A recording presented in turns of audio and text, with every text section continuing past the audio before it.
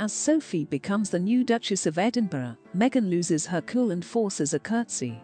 Because the Duchess of Sussex apparently declined the opportunity to have Sophie Wessex instruct her on everyday lives as a royal, their relationship is believed to have got intense all across the coronation. Associates of Sophie, the new Duchess of Edinburgh, have now stated that Sophie is happy that Meghan is no longer required to bow to her.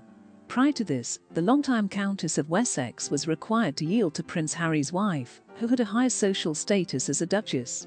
According to a friend of the Duke and Duchess of Edinburgh, who spoke to the Daily Mail, Sophie is glad she will never have to reprimand a member of the family, who, in addition to quitting their royal responsibilities, has spent the last 3 years disparaging the institution she fought so hard to defend. Before her passing, the Queen assured Edward and Sophie that they would receive these honours. Sophie never had to show Meghan courtesy, since Charles eventually granted her desires last Friday, which was also Edward's 59th birthday. Before, it's Meg, Edward, usually surpassed. Sophie consequently outclassed Harry. Meghan is currently unranked in the royal hierarchy, which means Sophie has a higher rank than Meghan, and if Sophie and Edward are with Meghan alone, Meghan is required to bow to them. Due to Meghan's fear of Sophie and the fact that she had read her the Riot Act, they purposefully paired the two of them together. She is seen in every photo screaming at Meghan. That concluded the service for Commonwealth Day.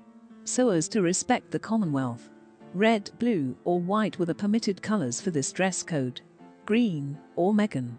Due to the fact that she had worn white the year before, she was aware of the rule. There was also the argument around the entry.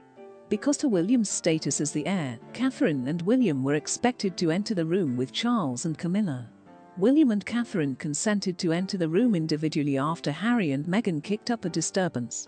The fact that Charles, Camilla, William, and Catherine turned up at the event together is even noted in the programme, letting everyone know that there is unrest going on. Sophie purposefully avoided engaging in conversation with Meghan until everyone had taken a seat and was established. Sophie caught Meghan's attention as she turned to face her, giving her a heart-melting look. According to Steve etiquette, high-level people must approach lower-ranked people first. A dialogue cannot begin until the high-ranking has finished speaking. As a result, you cannot approach King Charles III and start a conversation.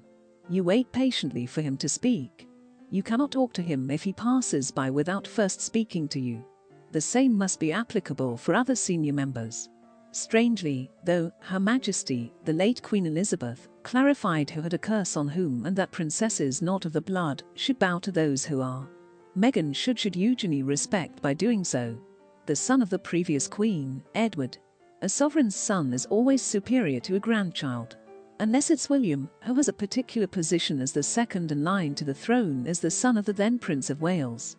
As per order of the presidents, Meghan would have to curse to Sophie when Sophie was with Edward and he was the son of the monarch. Meghan would also curtsy to the York sisters, unless Harry was in with her, in which case they would curse to the Parkles. But I don't think I've ever seen any of them curtsy/bow to anyone in the family except Her Majesty the Queen, and now King Charles III.